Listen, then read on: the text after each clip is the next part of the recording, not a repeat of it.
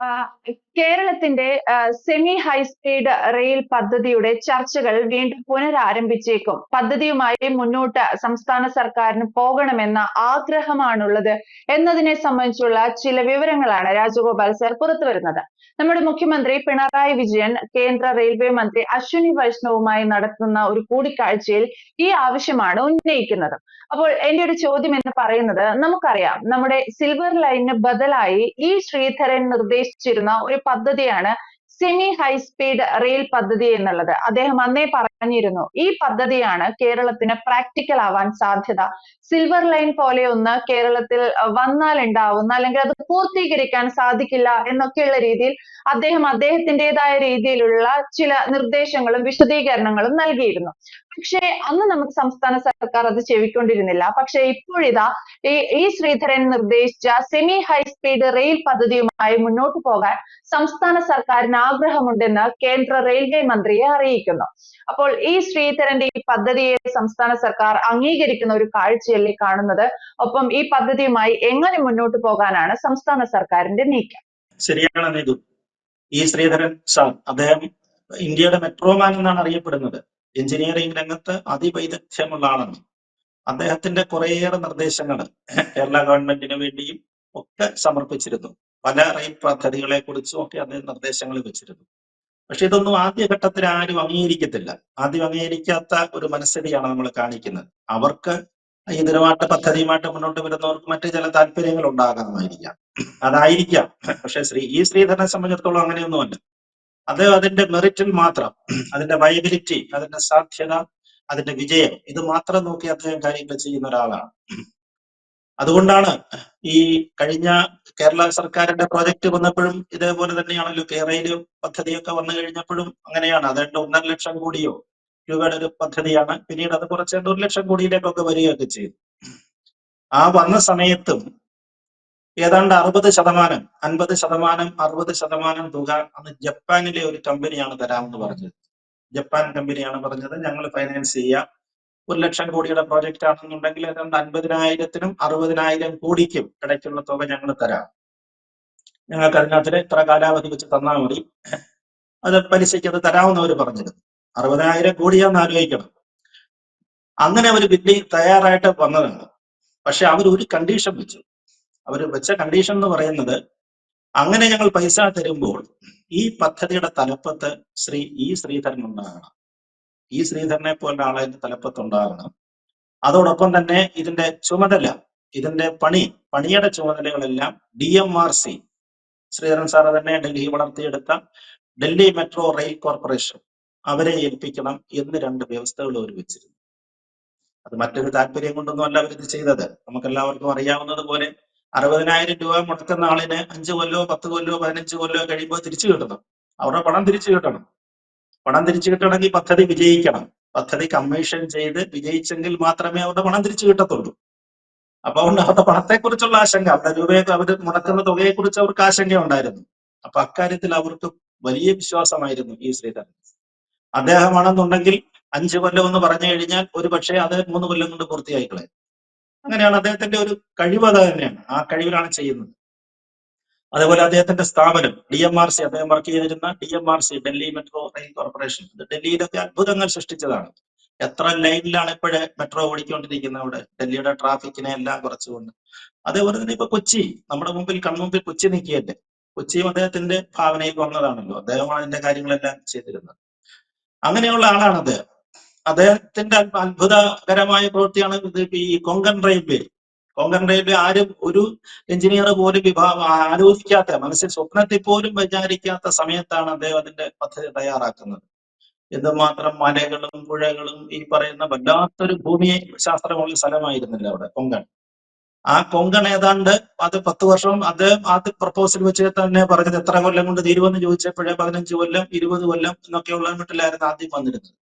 പക്ഷെ ഏതാണ്ട് മിനിമം സമയം, എൻ്റെ ഒരു ഓർമ്മ ശരിയാണെങ്കിൽ 7 വർഷം, 7 വർഷം കൊണ്ട് തന്നെ അദ്ദേഹം അത് പൂർത്തീകരിച്ചത്.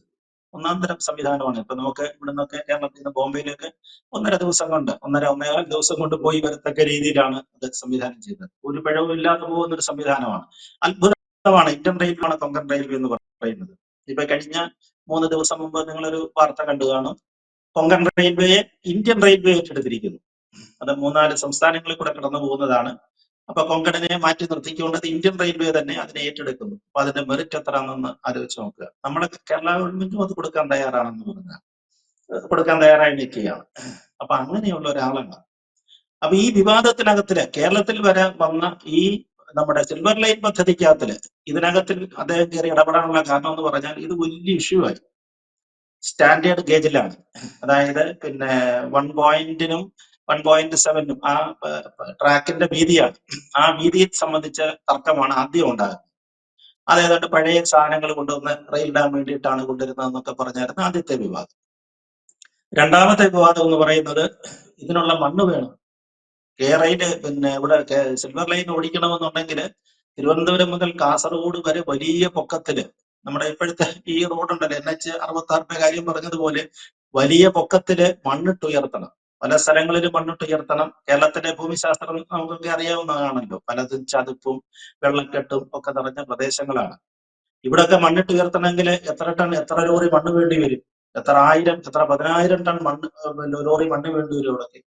ഇപ്പം വിഴിഞ്ഞം പണിഞ്ഞ സമയത്ത് തന്നെ കണ്ടില്ലേ, കരിങ്കല്ലിനും ഒക്കെ എന്തെല്ലാം ക്ഷാമങ്ങളാണ് നമുക്ക് ഉണ്ടായത്. പിന്നെ അവസാനം തമിഴ്നാട്ടിൽ നിന്നോ ഒക്കെ കൊണ്ടുവരികയായിരുന്നു കരിങ്കല്ലും മറ്റു കാര്യങ്ങൾ. അപ്പൊ ഇത് വന്നു കഴിഞ്ഞാൽ ഉണ്ടാകാവുന്ന ഒരു പ്രശ്നം എന്ന് പറഞ്ഞാല് കേരളത്തെ രണ്ടായിട്ട് അങ്ങ് കീറി മുറിക്കും. സിൽവർ ലൈനിന്റെ ഒരു വലിയ പ്രശ്നം അതായിരുന്നു. ഇത്രയും മണ്ണ് 10, 50, 60 അടിയൊക്കെ പൊക്കത്തിൽ മണ്ണിട്ട് വന്നു കഴിഞ്ഞാല് അത് കേരളത്തിന്റെ പടിഞ്ഞാറ് കിഴക്ക് എന്നതിന്റെ രണ്ടായിട്ട് അതിനെ കീറി മുറിച്ചു കളയും. അങ്ങനെ വരുമ്പോൾ ഒരുപാട് പ്രകൃതിക്ക് ദോഷകരമാകുന്ന ഒത്തിരി സംഭവങ്ങൾ അവിടെ ഉണ്ടാകും. ഒന്നാമത് വെള്ളം മുകളിൽ നിന്ന് കിഴക്ക് മലയിൽ നിന്ന് വെള്ളം താഴെ കടലിലേക്ക് ഒഴുകത്തില്ല. അത് വലിയ പ്രശ്നങ്ങളൊക്കെ ഉണ്ടാക്കും. പിന്നെ ഈ പറഞ്ഞ പോലെ റിസോഴ്സ്, നമ്മൾ ഇതിനുള്ള മെറ്റീരിയൽസ് കിട്ടാനുള്ളതാണ് ഏറ്റവും വലിയ പ്രശ്നം എന്ന് പറയുന്നത്.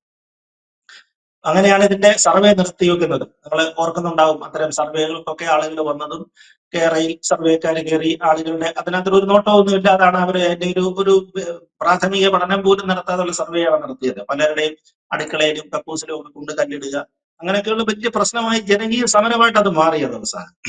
അങ്ങനെ കഴിഞ്ഞപ്പോൾ അതങ്ങ് വേണ്ടെന്ന് വെച്ചു. അതിനുശേഷമാണ്, ആ സമയത്താണ് ഈ ശ്രീധരൻ ഇതിനകത്ത് ഇടപെടുന്നത്.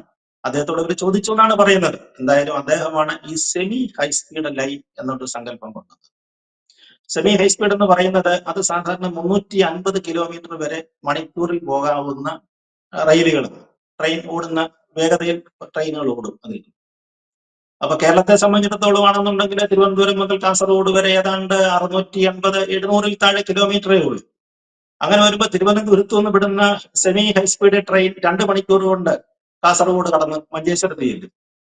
അത്രയൊന്നും നമുക്ക് ആവശ്യമില്ല. ഒന്ന്. രണ്ടാമത്തെ പ്രശ്നം എന്ന് പറഞ്ഞാൽ ഇതിനകത്ത് ആളുകൾ കയറണമല്ലോ. ആളുകൾ കയറണമെന്നുണ്ടെങ്കിൽ കൂടുതൽ സ്റ്റോപ്പ് അനുവദിക്കേണ്ടി വരും. അതും അദ്ദേഹത്തിന് ശാസ്ത്രീയമായിട്ടൊരു വശം പറഞ്ഞു. കേരളത്തെ സംബന്ധിച്ചിടത്തോളം ഒരു 25, 30, 40, 50 കിലോമീറ്ററിനകത്തൊരു സ്റ്റോപ്പ് വേണം. സ്റ്റോപ്പ് ഉണ്ടെങ്കിലേ പറ്റുള്ളൂ. അല്ല തിരുവനന്തപുരത്ത് നിന്ന് വിടുന്ന ട്രെയിൻ എറണാകുളത്തും പിന്നെ അങ്ങ് കോഴിക്കോട്ടും നിർത്തിയിട്ട് കാര്യമില്ല. ഇതിനിടയ്ക്ക് പ്രധാനപ്പെട്ട ഒരുപാട് സ്ഥലങ്ങളുണ്ട്. അപ്പൊ അതുകൊണ്ട് ഇതിന്റെ സ്പീഡ് കുറയ്ക്കണം. സ്പീഡ് കുറച്ചുകൊണ്ട് ഇപ്പൊ നമ്മുടെ വന്ദേ ഭാരത് ഒക്കെ പോകുന്നത് പോലെ ഒരു 120, 130-നകത്ത് ഉള്ള സ്പീഡിൽ ഇത് ഓടിക്കാമെന്നുണ്ടെങ്കിൽ ഒരു 3-4 മണിക്കൂർ അത് മതിയല്ലോ. തിരുവനന്തപുരത്ത് നിന്ന് പോകുന്ന ഒരാളിന് 4 മണിക്കൂർ കൊണ്ട് അങ്ങ് കാസർഗോഡ് ചെല്ലാം, അല്ലെങ്കിൽ കണ്ണൂരോ അതിനപ്പുറത്തോ ചെല്ലാം എന്നുള്ളതാണ് അദ്ദേഹത്തിന്റെ നിർദ്ദേശം വന്നത്. വളരെ ശാസ്ത്രീയമായ നിർദ്ദേശമാണ്, വളരെ പ്രായോഗികമായ നിർദ്ദേശമാണ്. ചെലവും അദ്ദേഹം ഏതാണ്ട് ഉദ്ദേശം ഇത്രയും തന്നെയാണ് കണക്കാക്കുന്നത്. ഏതാണ്ട് 1 ലക്ഷം കോടി രൂപയാണ്. അതിനകത്ത് റെയിൽ കോർപ്പറേഷൻ ഇത്ര കണക്കും, ബാക്കി സംസ്ഥാനവും ബാക്കി ഫണ്ട് കണ്ടെത്തണമെന്നുള്ളതാണ്. എനിക്ക് തോന്നുന്നത് തീർച്ചയായിട്ടും ഈ ശ്രീധരൻ ഇതിനകത്തിലെ ചുമതലയും DMRC ഒക്കെ വരികയാണെന്നുണ്ടെങ്കിൽ പഴയ ജപ്പാൻ കമ്പനി പലരും അങ്ങനെ മുന്നോട്ട് വന്നു. ജപ്പാൻ കമ്പനിയാണ് ഇതിനകത്ത് അൺകണ്ടീഷണൽ ആയിട്ടാണ് അവർ വരുന്നത്. ഈ ഒറ്റ വ്യവസ്ഥ മാത്രം മതി, ശ്രീധരൻ അതിനകത്ത് ചുമതല വഹിച്ചാൽ മതി എന്ന് പറഞ്ഞ് വന്നത് ജപ്പാൻ കമ്പനിയാണ്. അപ്പൊ അങ്ങനെയൊക്കെയുള്ളവർ തീർച്ചയായിട്ടും മുന്നോട്ട് വരും. നമുക്ക് ഈ പദ്ധതി വിജയകരമായിട്ട് കൊണ്ടുപോകാൻ പറ്റും. അപ്പൊ അതിന് ഉള്ള ഒരു നല്ല സൂചനയായിട്ടാണ് എനിക്ക് നാളത്തെ ചർച്ച തോന്നുന്നത്. നമ്മുടെ മുഖ്യമന്ത്രി ആ പ്രപ്പോസൽ അംഗീകരിച്ചിരിക്കുന്നു. അദ്ദേഹത്തിന് വലിയ താല്പര്യമാണെന്നാണ് പറയുന്നത്. ഈ ഒരു മന്ത്രിസഭയും അത് അംഗീകാരം കൊടുത്തിട്ടുണ്ട്. എന്തായാലും ഡൽഹിയിൽ അവരെല്ലാവരും ഇന്ന് ഡൽഹിയിൽ എത്തിയിട്ടുണ്ട്. അശ്വിനി വൈഷ്ണവിനെ, കേന്ദ്രമന്ത്രിയെ ചിലപ്പോൾ ഇന്നോ നാളെയോ കാണുമായിരിക്കാം എന്നാണ് തോന്നുന്നത്. എന്തായാലും ഇതിന്റെ ചർച്ചയുണ്ട്. ഇന്നോ നാളെയോ ഉറപ്പായിട്ടും ഇതിന്റെ ചർച്ച നടക്കും. പ്രത്യേകിച്ച് ശ്രീധരൻ സാർ വെച്ച ഒരു പ്രപ്പോസൽ ആയതുകൊണ്ട് അശ്വിനി വൈഷ്ണവിനെ പോലെയുള്ള ഒരു ടെക്നോക്രാറ്റ്, അദ്ദേഹം ഒരു ടെക്നോക്രാറ്റ് ആണല്ലോ, അദ്ദേഹത്തിന് കണ്ടാൽ അന്നേരം തന്നെ മനസ്സിലാവും എന്താണ് പ്രപ്പോസൽ എന്നുള്ളത് മനസ്സിലാകും. അത് കേരളത്തിന് അംഗീകാരം കിട്ടും. അങ്ങനെ കിട്ടിക്കഴിഞ്ഞാൽ നമുക്ക് കിട്ടാവുന്ന, അതിപ്പോ ഇന്നോ നാളത്തേക്കുള്ള ഒരു ഗുണത്തിന് വേണ്ടിയിട്ടല്ല. നമ്മളിപ്പോ പറഞ്ഞില്ല, വന്ദേ ഭാരത് 8.5 മണിക്കൂർ കൊണ്ട് തിരുവനന്തപുരത്ത് നിന്ന് കാസർഗോഡ് ചെല്ലുന്നുണ്ട്. പിന്നെന്തിനാണ് സെമി ഹൈസ്പീഡ് എന്നൊക്കെ ചിലർ ചോദിക്കുന്നുണ്ട്. അത് ഇന്നോ നാളെയോ വേണ്ടിയിട്ടല്ല ശ്രീധരൻ സാർ നിർദ്ദേശിച്ചിരിക്കുന്നത്. അദ്ദേഹം തന്നെ പറഞ്ഞതുപോലെ ഇതിനെ നമുക്ക് കോയമ്പത്തൂർ, ചെന്നൈ, ബാംഗ്ലൂർ വഴി ഇതിനെ ഒരു നാഷണൽ ഇതിലേക്ക് കയറ്റിവിടാൻ പറ്റും. നാഷണൽ ട്രാക്കിലേക്ക് ഇതിനെ കയറ്റിവിടാൻ പറ്റും. അങ്ങനെ വരുമ്പോൾ കേരളത്തിന്റെ പുരോഗതിക്ക് ഇത് വലിയ സഹായമാകും എന്നാണ് അദ്ദേഹത്തിന്റെ അഭിപ്രായം. അതുകൊണ്ട് നാളെ നടക്കുന്ന ചർച്ചകൾ വിജയകരമാകട്ടെ എന്നുള്ളതാണ് മലയാളി എന്നുള്ള നിലയിൽ ഞാനും ആഗ്രഹിക്കുന്നത്. തീർച്ചയായും മലയാളി എന്നുള്ള രീതിയിൽ നമുക്കൊക്കെ ആ തരത്തിൽ തന്നെ പ്രത്യാശിക്കാം. സെമി ഹൈസ്പീഡ് റെയിൽ എന്ന ഇന്ത്യയുടെ ഒരു ആശയത്തിന്, അല്ലെങ്കിൽ ഈ ശ്രീധരൻ സിൽവർ ലൈന് ബദലായിട്ട് മുന്നോട്ട് വെച്ച ആശയത്തിന് കേന്ദ്ര റെയിൽവേയുടെ കൂടി ഒരു അനുമതി, ഒരു പച്ചക്കൊടി ലഭിക്കട്ടെ എന്ന് നമുക്കൊക്കെ പ്രത്യാശിക്കാം. എന്തായാലും ഈ ശ്രീധരന്റെ ആ പദ്ധതിയുമായി മുന്നോട്ട് പോകാനാണ് നമ്മുടെ സംസ്ഥാന സർക്കാരിന്റെ നീക്കം എന്നതും ഏറെ നമുക്ക് സന്തോഷിക്കാവുന്ന ഒരു കാര്യമാണ്. വ്യക്തമാണ്. Thank you Rajagopal sir. കൂടുതൽ വാർത്തകളും വിശേഷങ്ങളും നിങ്ങളിലേക്ക് എത്താൻ ABC മലയാളം സബ്സ്ക്രൈബ് ചെയ്യുക, ബെൽ ബട്ടണും അമർത്തുക.